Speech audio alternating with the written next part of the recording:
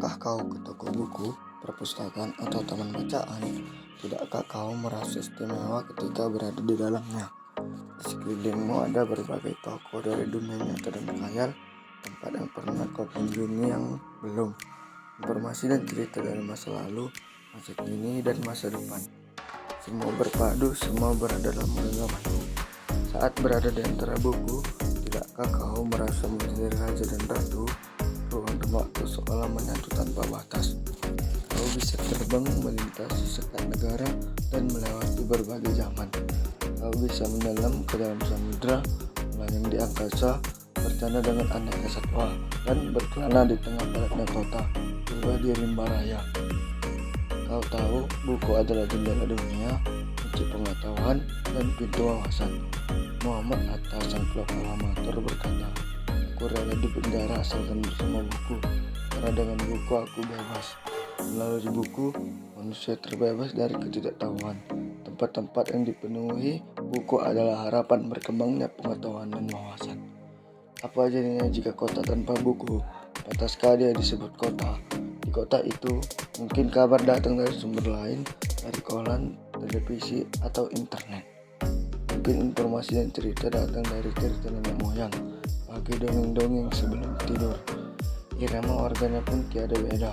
Bangun pagi, bertebaran di muka bumi untuk berbagai keperluan, untuk kembali pulang siang atau sore harinya. Setelah itu mereka berangkat tidur dan memulai lagi hari berikutnya. Semua serupa.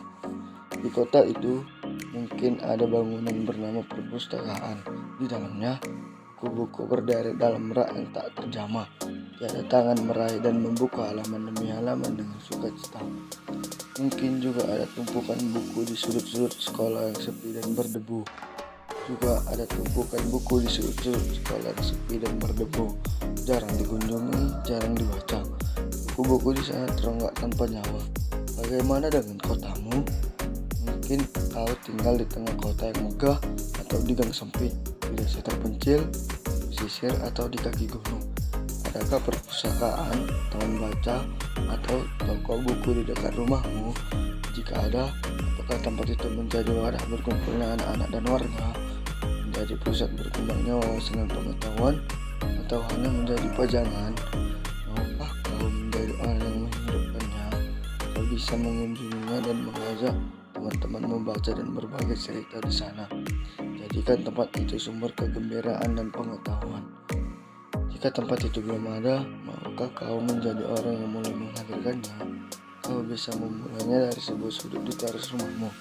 Ajak teman-temanmu memulai langkah baru. Jangan biarkan waktu berlalu tanpa buku. Siapapun dirimu, bersahabatlah dengan buku.